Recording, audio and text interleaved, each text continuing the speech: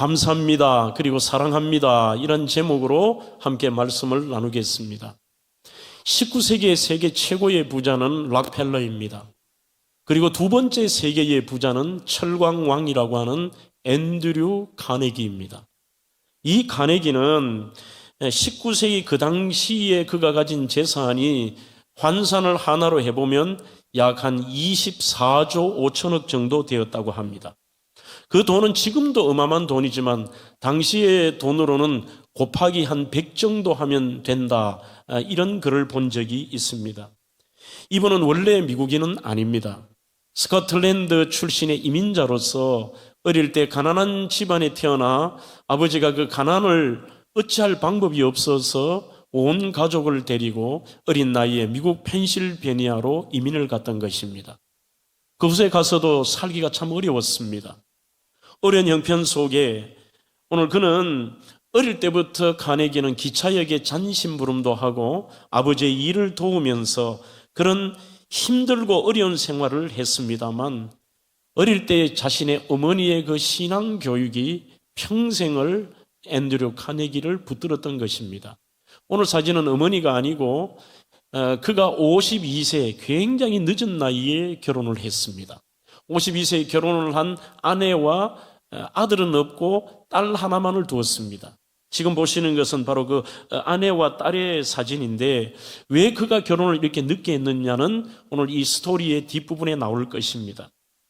미국 전체의 두 번째 부자였습니다만 그는 부자였기 때문에 존경을 받는 것이 아니라 오히려 락펠러나 다른 많은 부자들보다도 그의 삶이 대단히 청교도적인 정신으로 살았고 또 그리스도인들에게 본이 되는 삶을 살았기 때문입니다.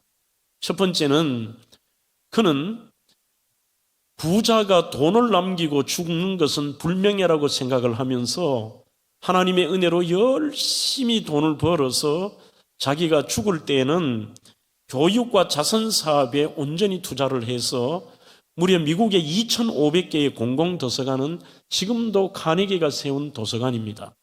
또 카네기 멜론 대학이라든지 우리가 잘 아는 공연장인 카네기 홀, 이게 전부 이분의 기부로 세워졌고 또 세계 평화를 위하여서 가난하고 병들고 고통받는 사람을 위하여 24조 5천억 원의 92%의 돈을 전부 기부를 하고 그는 이 땅을 떠났습니다. 자신의 노년에 이분은 키도 우리나라도 작은 편이죠. 1m 60밖에 되지 않았습니다. 키도 작고 가진 것도 없고 볼품 없고 학력도 없고 능력도 없고 물려받은 것도 없지만 그가 이런 세계적인 부자가 될 수 있었던 축복을 누린 이유를 몇 가지로 설명합니다. 첫 번째는 어릴 때 그는 북장로교회의 보수신앙입니다. 스코틀랜드의 장로교 신앙을 이어받은 분으로서 나는 어머니의 그 신앙의 교육, 어머니의 신앙 훈련을 받아서 나는 말씀대로 살려고 노력했기 때문에 이런 복을 주었다라고 설명을 했습니다. 두 번째는 오히려 나는 수많은 사람들에게 가지려는 것이 아니라 나는 준다고 하는 성령의 이런 원칙을 지켰기 때문에 주라. 그리하면 너가 차고 넘치고 그리고 흔들어서 너에게 주시겠다고 하는 그 하나님의 말씀을 자기가 이루었다는 것입니다. 세 번째는 그는 이렇게 얘기합니다. 나는 어찌 보면 내가 부자가 되고 싶은 소망은 어릴 때 어머니 때문입니다. 어머니는 우리 때문에 그 추운 이 펜실바니아의 겨울에 내의도 하나 없이 지내셨습니다. 우리를 위해서 온갖 희생을 하는 나는 어머니를 공경하고 봉양하고 어머니에게 효를 다하기 위하여 나는 최선을 다했을 뿐입니다. 그런데 하나님은 말씀 따라 내 부모를 공경하라. 그리하면 너가 이 땅에서 잘 되고 장수할 것이라는 그 복을 저에게 주셨습니다. 지금은 83세가 별 나이가 아닙니다만 당시에 미국에서 83세는 80년대 말은 대단히 장수했습니다. 아주 평안한 삶과 그런 수많은 부자들이 심지어 록펠러도 기업의 M&A를 통해서 욕을 많이 먹었습니다만 이 철강왕 카네기는 사람들의 존경과 인정을 받고 평안한 삶과 그리고 장수하며 이 땅에 살다가 갔던 것입니다. 특히 앤드류 카네기는 그 어머니를 사랑하고 효를 다하기 위하여 결혼을 52세, 지금의 나이로 보면 약 70세 정도의 나이에 한 20년 차이가 난다고 하니까요. 52세에 결혼을 했습니다. 이유는 하나입니다. 아버지가 돌아가시고 홀로 계신 어머니를 돌보기 위하여, 그리고 그는 자서전에도 그런 말이 있습니다. 혹여나 내가 결혼을 해서 어머니를 사랑하고 모시는 일에 조금 더 그 마음이 아내에게 뺏길까 봐 결혼을 하지 않았다는 것입니다. 그는 어머니가 돌아가신 요 1년 반, 2년 만에 결혼을 하고 딸 아이를 하나를 놓았던 것이죠. 마가렛 카네기의 딸 한 명을 놓으면서 그는 더욱더 그 부모님의 마음을 이해하게 되었다는 것입니다. 사랑하는 우리 청소년 여러분, 그리고 산부의 우리 청년들에게도 제가 강하게 메시지를 전가할 것입니다. 오늘 부모를 공경한다는 것은 인간의 당연한 도리라고만 생각하지 마십시오. 하나님께서 우리에게 주신 divine law라고 하죠. 가장 준엄한 명령, 지켜도 되고 안 지켜도 되는 선택의 문제가 아닌 반드시 죽고 사는 문제로 지켜야 될 것이 바로 효에 대한 문제입니다. 흔히들 기독교를 향하여 효의 종교라고 이야기를 합니다. 전 세계에서 효도를 가지고서 그 하나만 주제를 가지고 대학을 만든 것은 대한민국밖에 없습니다. 인천에 가면 인천 순복음교회에서 만든 성산효신학대학원 대학이라고 하는 효도를 가르치는 대학이, 정규대학이 우리 대한민국에 있습니다. 그만큼 하나님께서 우리 인간에게 주신 제1 카베트라고 하는, 이 카베트라는 단어는 세 가지의 뜻이 있습니다. 하나는 무겁다는 뜻입니다. 두 번째는 간, 우리 인간의 장기 중에 간의 뜻도 카베트라는 뜻입니다. 세 번째는 공경이라는 뜻도 카베트입니다. 즉 부모 공경한다는 것이 가장 무거운 계명. 그리스도인들에게 바로 위로는 하나님 아버지께, 육신으로는 부모님, 특히 살아계신 부모님에게 극진한 효를 다한다는 것, 그것이 바로 기독교의 특징입니다. 오늘 본문 에베소서 6장 2절에도 내 아버지와 어머니를 공경하라, 이것이 약속이 있는 첫 계명이라고 말씀합니다. 우리는 첫째, 둘째, 셋째의 첫 계명의 뜻이 아닙니다. 여기도 동일한 의미입니다. 제일 무거운 계명이라는 뜻입니다. 그리고 이 효도라는 계명은 하나님이 우리에게 주신 제일 우선적으로 지켜야 될 인간의 계명이라고 말씀하고 있습니다. 눈에 보이는 살아계신 부모님께 효도를 다하지 못하며 우리는 보이지 않는 하나님께 내가 잘 섬기고 사랑한다 말하는 사람은 자기 기만이고 착각이기도 합니다. 심지어 마틴 루터는 종교개혁가는 이렇게 얘기합니다. 부모님은 하나님의 대리자라, 그런 말씀을 하고 있습니다. 특별히 우리 사랑하는 청소년 여러분들이요, 우리 어린아이 여러분들에게 아직 효도할 수 있는 부모님이 계시다고 하는 것은 부담이 아니라 정말 다행스럽고 정말 여러분들에게는 축복입니다. 오늘 어린이날 기념주일을 맞이하여, 어버이날 기념주일을 맞이하여 부모님들은 자신의 사랑을, 기쁨을 줄 수 있는 아이들이 있다는 것에 감사하시고, 우리 모든 자녀 여러분들이요, 그래도 부족하고 지금까지 어떻게 살아왔지만 앞으로라도 오늘 생명의 말씀 따라 내가 효를 할 수 있는 부모님이 살아 계심에 감사하십시오. 문득문득 제게도 그런 생각이 듭니다. 아버지가 돌아가시고 어머니가 돌아가시니 문득 어느 날 목양실에 있는데 나는 과구나, 이 생각이 갑자기 들어요. 수많은 사람을 만나고 수많은 그런 모임이 있고 하지만 나는 이 땅의 과구나.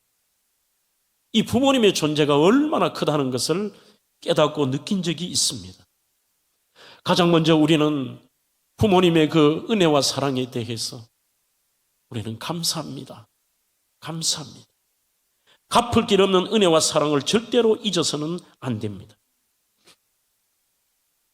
부모님은 우리를 낳아주시고 길러주시고 어떤 환경에서도 변치 않고 사랑해 주시는 분입니다. 우리는 이 땅에서 친한 친구도 참 많습니다. 그리고 은혜를 입은 사람도 많습니다. 사람들은 친구에게 받은 은혜 작은 것 하나 때문에 평생을 얘기하고 그 친구 고맙다고 하면서 부모님의 갚을 길 없는 희생적이고 무조건적인 사랑 앞에서는 우리는 그러한 생각을 하지 못하고 사는 배은망덕한 존재입니다. 양주동 박사의 저희 교회는 늘 20년간 이 어버이날 기념주일이 되면은 이 어머님 은혜를 함께 부릅니다. 나실제 괴로움 다 잊으시고 기를제 밤낮으로 애쓰는 마음, 진자리 마른 자리 갈아 뉘시며 손발이 다 닳도록 고생하시네. 하늘 아래 그 무엇이 넓다 하리요. 어머님의 희생은 가히 없어라. 사람의 마음속에는 온가지 소원. 우리 부모님의 마음에는요, 어머니의 마음속에는 오직 한 가지, 아낌없이 일생을 자식 위하여 살과 뼈를 깎아서 바치는 마음. 실로 부모님의 희생과 사랑은 엄청난 것입니다. 절대로 여러분들이요, 내가 저절로 컸다고 생각하지 마십시오. 우리 모두는 예외 없이 부모님의 진액을 빨아먹으며 전적인 그분들의 희생으로 컸으며, 부모님은 자식 하나 기르려면 일천간장 다 녹여가면서 양육하십니다. 한마디로 간을 우리는 먹고 산 거예요. 부모님, 그분들의 간을 졸여가며. 부모님은 자식 하나 기르려면 보통 일이 아닙니다. 저희 부모님도 마찬가지입니다. 여러분들의 부모님도 마찬가지입니다. 먹을 것이 생겨도 자식 먼저 생각합니다. 좋은 것을 보아도 자식 생각을 합니다. 좋은 곳에 가서도 자식과 함께 오기를 원합니다.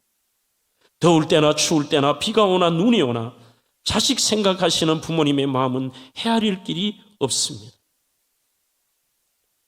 추우면 추운 대로 자식 걱정입니다. 더우면 더운 대로 잠을 주무시지를 못합니다. 당신들이 더우셔서가 아닙니다. 심지어 치매가 걸린 부모님도 늘 자식 걱정이 먼저입니다. 차 조심하거라, 차 조심하거라, 잘 가거라. 당신께서는 굶주려도 자식 굶는 것을 참지 못하셨습니다. 자신들은 헐벗어도 자식을 잘 입히려고 하셨고, 당신들은 고생해도 자식만큼은 편안하게 해주고 싶으신 그 사랑에 갚을 길이 없습니다. 그리고 모든 것을 다 주시고도 늘 미안하다는 소리를 입에 달고 다니시는 유일한 대상이십니다. 나 때문에 너희들이 고생한다. 미안하다, 미안하다. 특별히 세상이 다 포기해도, 세상이 여러분들을 향하여 손가락질을 해도 절대로 손가락질하지 않으시며 절대 포기하지 않는 유일한 존재가 부모님이십니다. 우리가 들어보셨을 것입니다만 고 황수관 건강박사님은 어머니를 이야기를 할 때마다 방송에 나와서도 늘 눈물을 글썽거리며 그런 메시지를 전가합니다. 본인이 돌 때 홍역을 알았습니다. 다 죽었다고 생각합니다. 그 당시에는 방법이 없었습니다. 아버지가 지게를 쥐고 삽을 가지고 산에 이 아이를 묻으려 가는데, 가만히를 말아서 묻으려 가는 그 이미 죽었다고 판단을 했습니다만 어머니는 그 아이를 가지 못하게 잡습니다. 밤새 끌어안고 아버지는 화를 냅니다. 죽은 자식 품고 있으면 뭐해? 부모보다 먼저 간 것은 불효라고 얘기하며 그 깊은 슬픔을 아버지들은 그렇게 표현을 했습니다. 밤새도록 어머니는 하나님 살아계시다면 내 아들 살려주이소. 내 아들 살려주세요. 심지어 혀로 그 얼굴의 고름과 종기를 혀로 핥습니다. 밤새도록 핥습니다. 기도합니다. 그런데 손가락이 움직이기를 시작합니다. 그렇게 살아났던 것입니다. 이번은 일반 방송에도 이 말을 했습니다. 부모님 살아 계실 때 고맙게 자라세요. 평생 함께 살 줄 알았지만 갑자기 떠나가십니다. 이것이 인생의 공리이기도 합니다. 부모님은 물질, 마음, 몸으로 희생할 뿐 아니라 자식이 잘 되는 일이라면 자신의 자존심, 편안함은 중요하지 않습니다. 그저 자녀들은 말 한마디에도 상처받았다 하고 부모님이 왜 이러냐 하고 심지어 부끄러운 일에 부모를 내세우는 것을 싫어합니다. 부끄럽게 여기기도 합니다. 그 어떤 부모도 자식 때문에 자존심 상해하지는 않습니다. 어찌 보면 모든 부모님들은 당신들은 안중에도 없고 오직 자식 걱정, 험한 음식 드시면서 우리가 신수인 씨의 그런 시도 있습니다. 어머니는 그래도 되는 줄 알았습니다. 모든 사람이 부모님은 당연히 그래도 되는 줄 압니다. 저도 마찬가지입니다. 저는 어릴 때 어머니가 쉰 밥을 이렇게 물에 씻어 드시는 것을 자주 보았습니다. 그 쉰 밥을 드시는데 어머님은 당연히 쉰 밥을 드시는 줄 알았어요. 굶고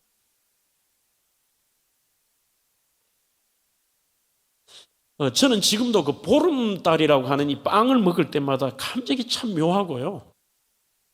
어머니 생각이 나요. 어릴 때 그 안동에서 밭일을 가셨다가 낮에 참으로 이렇게 보름달이 처음 나왔을 때 빵을 주시면 그 당시에 당신께서도 40대지 않습니까? 30대 말 40대인데 얼마나 배가 고프셨을까?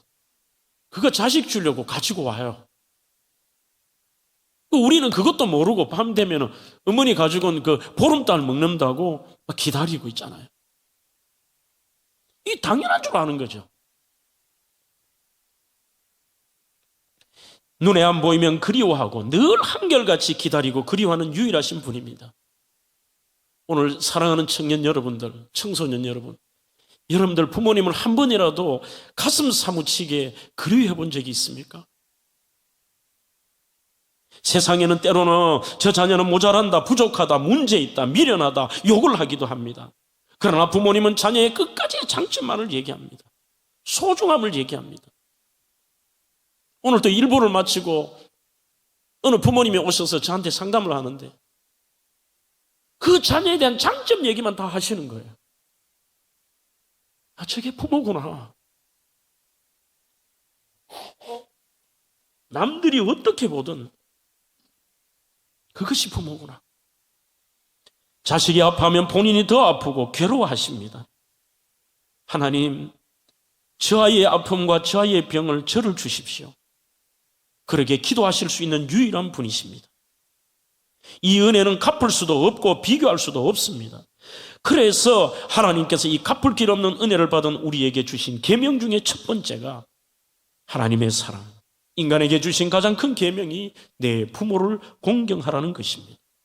심지어 하나님께서 부모 공경이 얼마나 강한 메시지냐 하면 레위기 19장 3절에 보면 너희 각 사람은 너희 부모를 공경하고 나의 안식일을 지켜라. 나는 너의 하나님 여호와니라. 그 말씀은 네가 부모에게 불효하면서 부모에게 효를 다하지 못하면서 주일 와서 예배드리고 교회 봉사하고 너가 직분 맡고 엉터리라는 것입니다. 우리는 절대로 눈에 보이는 부모님께 최선을 다해 효를 다하지 못하면서 보이지 않는 창조주 아버지 하나님을 사랑한다 말하지 마십시오. 그러면 하나님께서 야, 너 이렇게 하면 조건이라는 의미보다는 너무나 중요하기 때문에 이 디바인 로우, 이 강력하고 중요한 법을 너가 지키면은 내가 복을 준다고 하는데 구약도 신약도 부모님에게 효를 다하는 자에게는 반드시 복을 따라오도록 그렇게 말씀하셨습니다. 오늘 앤드류 카네기처럼요. 에베소서 본문 6장 3절에도 이로써 시인하라고 하는 가정법입니다. 만약 너희들이 아버지와 어머니를 공경하고 효를 다하면 이렇게 말합니다. You soy genetai. 너 잘돼 이 말입니다. 너 잘돼. 그리고 이 땅에서 너희들은 건강과 장수의 복을 누리겠다는 것입니다. You soy genetai. 지금은 엉뚱한 길을 하면서 잘 되기를 원해요. 조금만 섭섭하다 하여도 그것을 표시합니다. 인상에서 표시가 나타납니다. 말로 드러냅니다. 상처를 받았다고 합니다. 우리의 자녀들은 부모님에게 수천 수만 가지의 섭섭함을 드리고 상처를 드리고 아픔을 드리고 힘들게 만들어 놔도 부모님의 행동과 말 한마디 때문에 나 상처받았어, 나 섭섭해라고 얘기하는 이 무서운 자녀들의 모습이 우리 속에 있습니다. 성경의 주석가 렌스키라고 하는 분은 부모 공경하는 자가 영적으로 하나님의 인정과 축복을 받습니다만 외적인 풍요로움도 누린다면서 5가지의 복이 반드시 임한다는 것입니다. 그게 이분이 성경을 연구하고 주변에 믿는 사람들을 연구한 결과입니다. 렌스키가 말한 부모 공경의 5가지 축복. 1번, 육체의 축복입니다. 한번 경험해 보십시오. 희한하게도 옛날의 효자들도 다 건강합니다. 남들보다 더 힘든 생활을 해도 하나님께서 육체의 복을 주시는 것 같아요. 두 번째는 평안의 복이 있습니다. 그 어떤 사람에게도 없는 삶의 평안의 복. 세 번째, 명예의 복입니다. 남들이 모르는 것 같아도 압니다. 네 번째는 앤드류 카네기처럼 물질의 복도 따라옵니다. 마지막 5째는 관계의 복입니다. 그 5가지가 반드시 나타난다는 거죠. 구영찬 목사님의 책을 읽으면서 제가 참 의미 있게 읽은 적이 있습니다. 이분이 고등학교를 다니는 딸아이가 있는데 할머니가 이제 거동을 하시지 못하고 힘들게 지내셔서 그 구목사님이 사택으로 모시고 온다고 하니까 방도 없고 딸아이 방에서, 방이 3칸인데 딸아이 방에서 지낼 수밖에 없었습니다. 그러자 딸아이가 막 반대하는 거예요. 나 할머니 오는 거 싫어. 그리고 그 아이가 극도로 고등학생 1학년이 막 사춘기가 아직도 끝나지 않고 반항하고 불평하고 말을 안 듣는데 할머니 오는 것을 적극적으로 반대하는 거죠. 자기 방에 지내니까. 이 아이가 할머니와 6개월이 지나면서 아이가 다 바뀌더래요. 그래서 하루는 아버지에게 얘기합니다. 너 할머니하고 지내니까 불편하지 않냐? 할머니 대소변을 다 가족들이 받아야 되는데 아빠에게 이렇게 얘기해드려요. 할머니 오고 나니까 너무 행복하대요, 자기가. 그게 무슨 자기가 공부를 하거나 할머니가 잘해준 게 아니라 하나님께서 그 마음을 움직이고 이 아이에게 복을 주시는 거예요.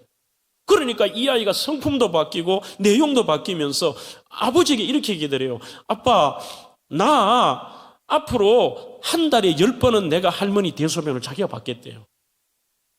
그러면서 그 구목사님이 하는 이야기가 부모 공경하는 자에게 내가 데리고 왔더니만 이 아이가 사춘기뿐만 아니라 이 아이의 삶과 인격과 성품과 모든 걸 하나님이 바꾸시더라는 거죠. 사랑하는 성도 여러분, 부모님의 사랑은 동서고금을 막론하고 동일하지 않을까요? 생각합니다. 자식들이 다른 것이지 부모님이 다른 것은 결코 아닙니다. 부모님의 사랑은 무조건적인 사랑입니다. 그분들의 사랑은 대가를 바라지 않습니다. 다 주시고서도 더 못 줘서 여러분들의 부모님도 그렇지 않아요? 늘 미안하다. 미안하다. 부모님의 사랑은 변하지 않으며 영원한 사랑입니다. 성경에서 말하는 부모 공경의 이유는 크게 4가지입니다.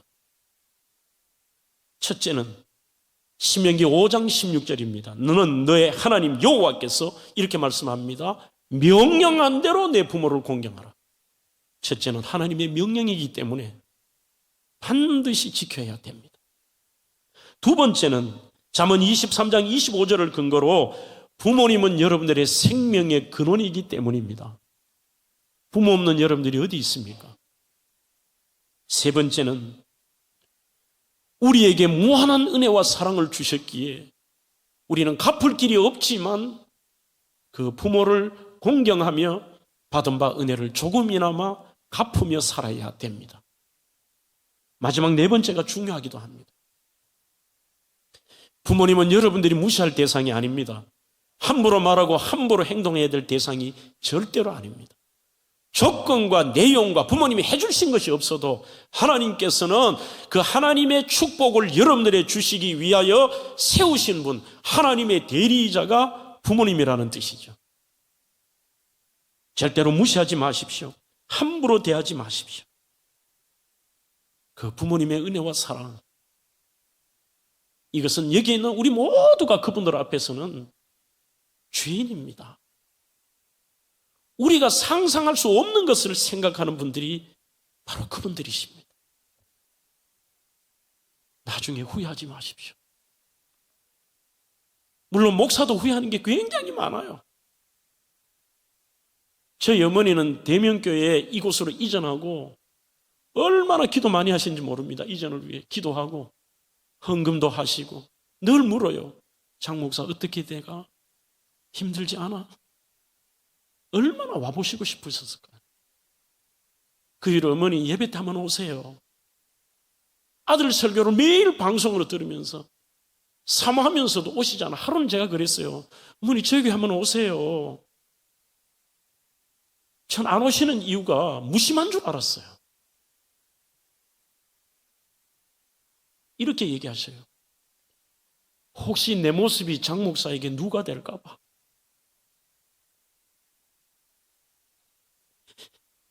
지금의 내 모양과 내 모습이 내 아들에게 혹시라도 눈꽃만큼이라도 누가 될까 봐. 처음에는 냉정하게 그러시더라고요. 그냥 안 간다 그래요.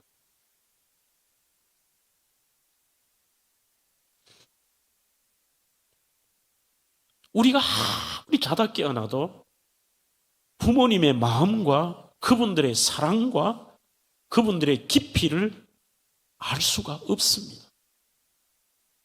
그래서 여러분들 섭섭하다고 함부로 얘기하지 마세요. 함부로 판단하지 마세요.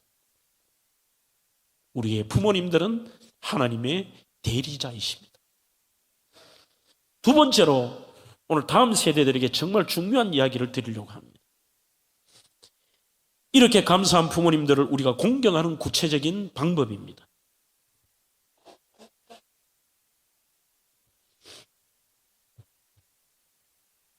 우리는 죄송하고 그분들에게 너무나도 불효를 했기에 철저하게 남은 인생은 부모님께 효를 다하고 보답하는 삶을 살아야 됩니다. 부모님께 순종하고 효를 행하는 것은 그것이 기억하십시오. 하나님이 기뻐하시는 것입니다. 골로새서 3장 20절에 나옵니다. 자녀들아 어느 한 일이 아닙니다. 모든 일에라고 되어 있습니다. 자녀들아 모든 일에 부모에게 순종하라. 그것이 주 안에서 기뻐하는 것이니라. 즉 너희들이 부모님을 기쁘게 하는 게 결국은 하나님을 기쁘게 하는 거야. 이렇게 말씀하고 있습니다. 자, 그러면 부모 공경의 구체적인 방법입니다. 첫째는 인격을 존중해 드려야 합니다. 잠언 23장 22절에 너 낳은 아비에게 청종하고 내 늙은 어미를 경히 여기지 말라고 말씀합니다. 어떤 사람들은 자기의 머리로 부모를 평가합니다. 우리 부모님은 저 옆집 내 친구하고 부모하고 달라. 따뜻하지 않아. 냉정해. 그리고 까다로워. 상처를 주어. 우리 부모님은 부끄러운 일을 했어. 무식해. 윤리적 결함이 있어. 해준 게 없어. 장애가 있어. 문제가 많아. 이게 정말 여러분들 웃기는 얘기예요. 하나님은 단 한 번도 조건으로 부모님이 이렇게 했기 때문에 존경하라 그렇게 말씀하신 적이 없습니다. 마음으로부터 부모를 존경해야 됩니다. 외적으로도 존경하는 태도를 가져야 됩니다. 그리고 말로써 존경하십시오. 청소년들 함부로 부모님에게 말하면 안 됩니다. 감사하는 마음으로 존경해야 됩니다. 그러면 반대로 그 부모를 함부로 여기고 존경하지 않고 경홀히 여기는 사람은 어떻게 되느냐? 성경 전체에서 이렇게 강력한 메시지가 어디 있습니까? 신명기 27장 16절에 그 부모를 경홀히 여기는 자는 저주를 받을 것이요 이렇게 말씀합니다. 부모를 무시하고 부모를 가볍게 여기고 부모를 존경하지 않는 사람 저주받는데요. 잠언 30장 17절에도 아비를 조롱하고 어미 순종하기를 싫어하는 자는 골짜기의 까마귀에게 쪼이고 독수리 새끼에게 먹힌대요. 성경 어디를 뒤져도 이렇게 강력한 저주가 없습니다. 그러니 부모에게 효를 다하지 않으면서 다른 온갖 방법으로 열심히 살고 여러분들이 최선을 다하고 머리 좋고 아무것도 아니에요. 최성교의 효신학 개론이라는 책에 보면 하나님을 대하듯 부모님을 대해야 되는데 여기서 존경한다라는 단어가 라틴어의 뜻이 대단히 중요합니다. 내 부모를 공경하라고 하고 그 부모를 존경하는 것이 레스피치오라는 단어를 씁니다. 레스피치오. 이게 어떤 뜻이냐 하면 상대를 있는 그대로 보는 것을 레스피치오라고 얘기합니다. 있는 그대로. 그러니 부모님이 부족한 것이 있고 부모님이 문제가 있는 것처럼 보여도 부모님이 약함이 있어도 우리는 보면요, 자기 무슨 체면과 자존심 때문에 부모님을 부끄럽게 여기고 그거 아니잖아요. 그 모습 그대로 존경하는 거죠. 그 모습 그대로. 101가지의 이야기라는 책에 아무것도 아니지만 그 청소년이 참 예쁜 실화를 보았습니다. 버스를 타고 가는데 통학버스에서 자기 여자친구들하고 중학생이 제잘제잘 막 떠들고 있어요. 버스 뒤에서. 그런데 갑자기 이 아이가 버스 창문을 확 열고는 밖을 향하여 몸을 거의 빠질 듯이 끝으로 꺼내서 소리를 내면서 아빠! 하고 막 소리를 질러요. 그러자 옆에 있던 친구들도 박수 치면서 안녕하세요! 소리를 들어요. 그런데 그 밖에 있는 오히려 아버지는 고개를 숙이고 그냥 이렇게 한번 웃고 지나갔어요. 그 아버지가 환경미화원을 일을 하시는데 젊은 나이에 당연한 얘기지만 그걸 부끄럽게 여기는 청소년도 있다니까요. 하지만 이 아이는 그 아버지가 환경미화원이든지 대기업 회장이든지 이분이 대단한 학자이든지 이분이 초등학교도 못 나왔으니 이게 중요한 게 아니라 나의 부모님의 그 모습 그대로를 존경하는 거예요. 이게 사랑하고 존경하는 거. 또한 이 레스피치오라는 말은 첫째는 있는 그대로를 보는 것이고 두 번째는 돌아본다는 의미도 있습니다. 우리 리라는 말은 반복이죠. 무엇을 돌아보느냐? 부모님이 나에게 하셨던 일들. 이분은 나에게 생명을 주신 분이다. 이분은 모든 희생과 사랑을 주신 분이다. 이분은 내게 무엇과도 바꿀 수 없는 분이라고 하는 그 사실을 묵상하고 돌아보며 우리는 있는 그대로의 부모님을 존경하는 것입니다. 두 번째 방법은 부모님을 기쁘게 해드려야 합니다. 잠언 23장 25절에도 내 부모를 즐겁게 하며 너 낳은 어미를 기쁘게 하라고 말씀합니다. 지금 이게 우리나라가 좀 바뀐 것 같아요. 그러니까 이 나라가 어려워지는 겁니다. 어떻게 하면 내 엄마 아빠 기쁘게 해드릴까? 어떻게 하면 부모님이 즐거워하실까가 아니라 아무리 해줘도 아이들은 불평과 불만과 원망과 섭섭함을 가지는데도 어떻게 하면 내 아이들을 내가 즐겁게 할까? 여기만 초점이 있는 거예요.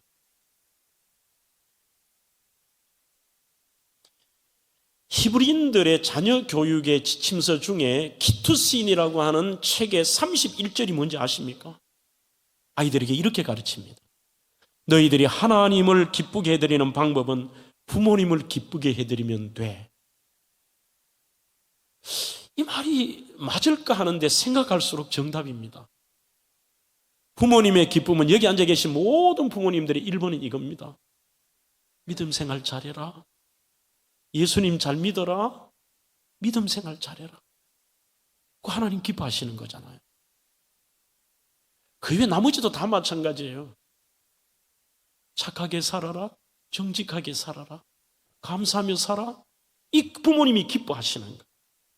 특히 부모님이 기뻐하시는 것은 순종입니다.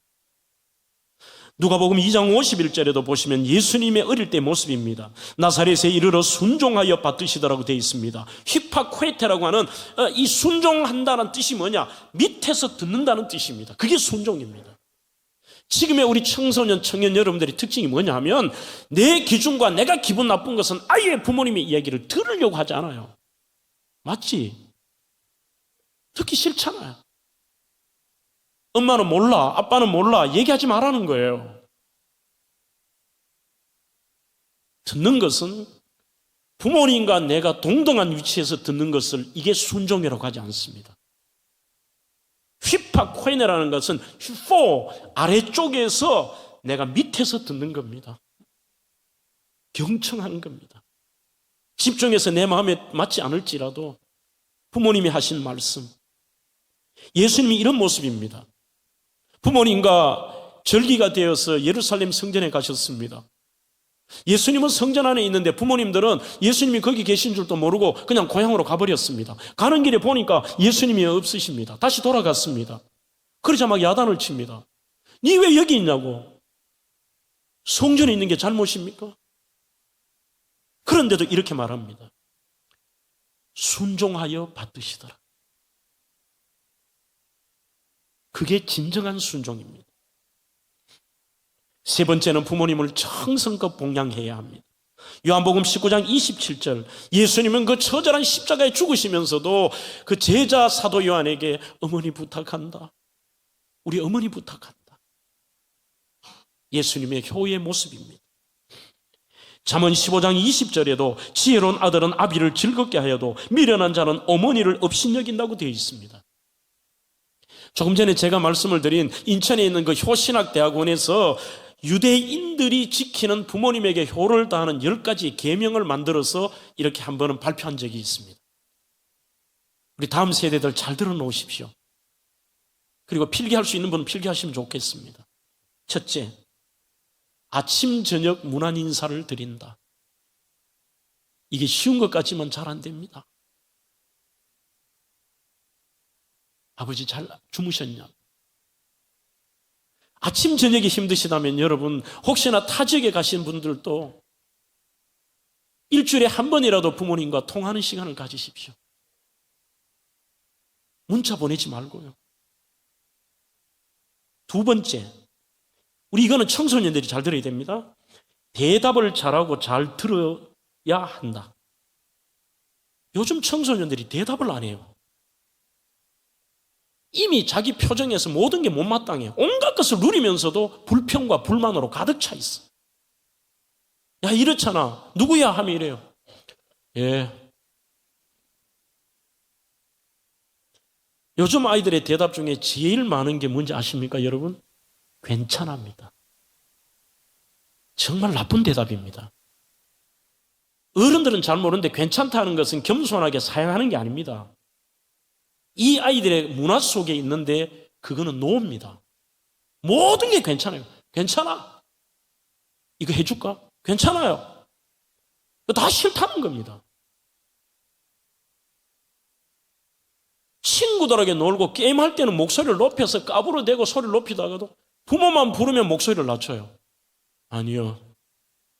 대답하기 싫은 거야. 부모님이 부르면 톤을 높여야 됩니다. 그분들을 즐겁게 해드리며 그분들의 마음을 상하지 않도록. 네. 네.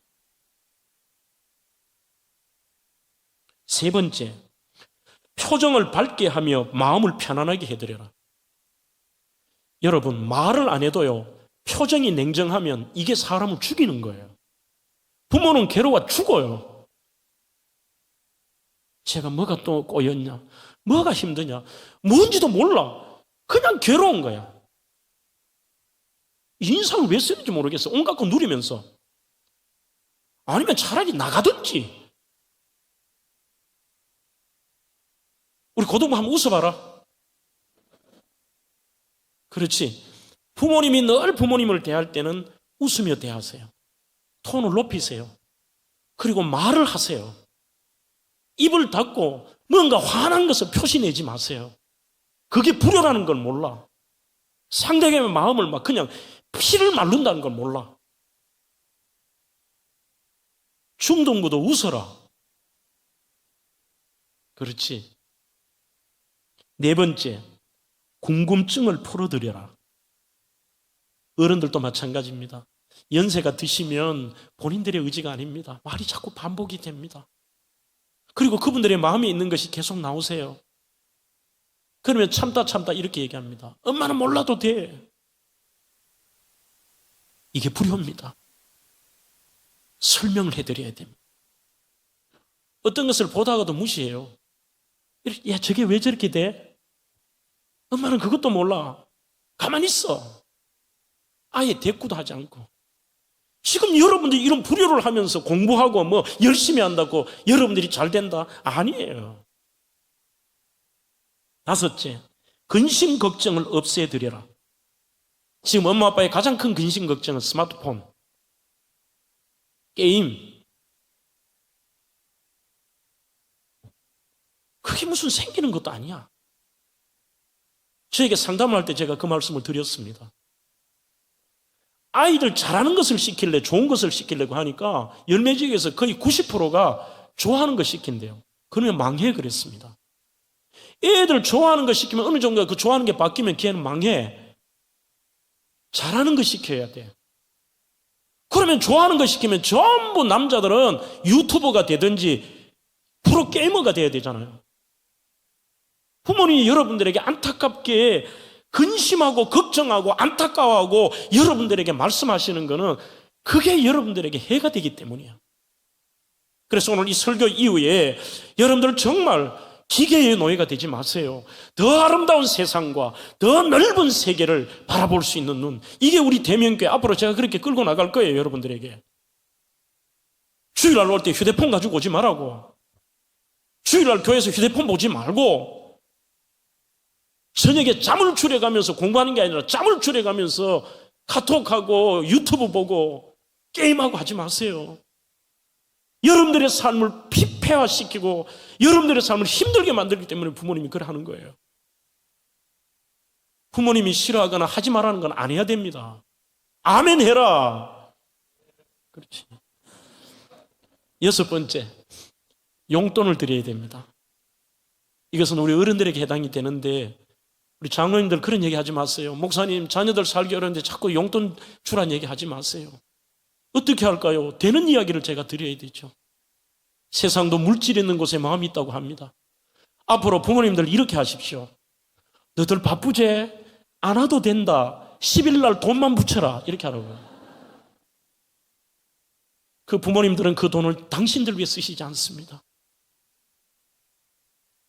더 어려운 자녀들을 위해서, 그리고 사랑하는 손주들을 위해서,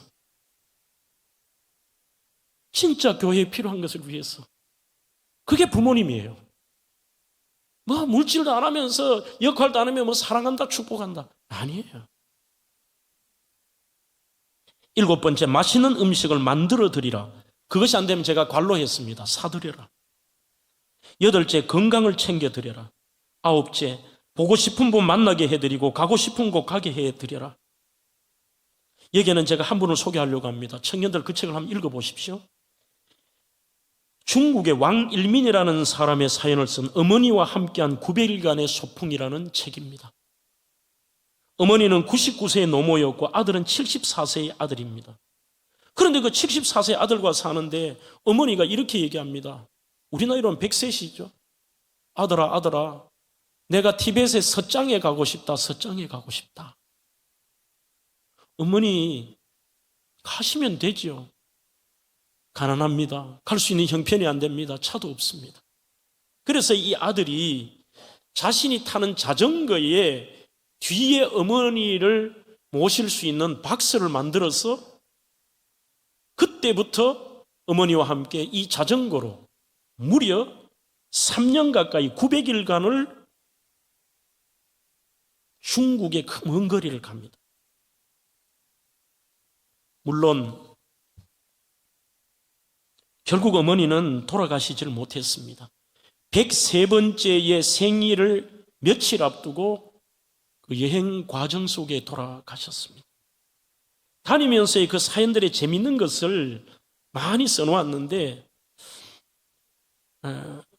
애비야, 너와 여행을 간다니 설렌다 그래요. 저도 그래요. 어머니 모시고 세상 구경 떠난다 생각하니 즐겁고 신나는데요. 하지만 이런 사연도 있습니다. 어머니 오해. 어머니 오줌 싸셨어요? 오줌은 무슨, 나 안 쌌어. 어머니를 나무라는 게 아니라 새 옷을 꺼내 드리려고 하는 것입니다. 어머니는 소리를 버럭 지릅니다. 나 오줌 안 쌌다고. 괜찮아요 어머니, 연세 얼마든지 있을 수 있는 일이에요. 이 나쁜 자식. 어머니 제가 나쁜 자식이에요? 오줌을 안 쌌는데도 쌌다고 하는 자식이 그럼 나쁜 자식이지 좋은 자식이냐? 예, 맞아요. 저 나쁜 자식이에요. 어머니는 오줌을 안 싸셨어요. 제가 잘못 알고 그랬어요. 그로부터 또 하루 내내 어머니는 말이 없으셨다. 자전거 페달을 밟으며 어머니의 화를 풀어드리려 무수하게 말을 건넸지만 어머니는 마치 잠든 사람처럼 말이 없으셨다. 딸 어머니를 어떻게 하면 기쁘게 해드릴까? 드디어 돌아가시고 이분이 7개월간 자기 혼자 자전거로 드디어 서장에 도착을 해서 어머니의 유해를 그곳에 모셨습니다. 여러분, 그렇게 오래 부모님들이 여러분들의 곁에 계시지 않습니다. 부모님들이 만나고 싶은 분 만나게 해드리십시오. 가시고 싶은 곳 여러분들이 형편이 되시지 않더라도 우리는 하나님의 자녀이기 때문에 그분들을 가시고 싶은 곳 모십시오. 은혜 베푸신 부모님께 이제는 내가 극진히 봉양해야 될 따입니다. 음식과 의복과 거처와 출입과 여행을 도와드리며 병들거나 노쇠하여 누웠을 때도 극진히 섬기십시오. 그것이 바로 하나님을 기쁘시게 하는 일이요, 우리의 인간의 당연한 도리입니다. 오늘 제가 조금 길게 설교를 드렸습니다만 우리 다음 세대 청소년 여러분, 한 번 더 여러분들의 지금의 모습을 점검하셔서 여러분들의 세상의 사람들이 가는 여러분들의 또래의 길을 가지 마십시오.